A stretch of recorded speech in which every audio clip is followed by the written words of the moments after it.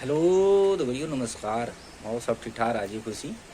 तो आज मैं गुड़गांव में हूँ, जहाँ देखो कि आज ये कल रात से ये बारिश हो रखी है।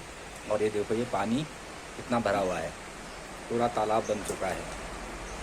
और बारिश अभी भी बंद नहीं हो चुकी है। और सुबह के 7:30 बज चुके हैं। ये देखो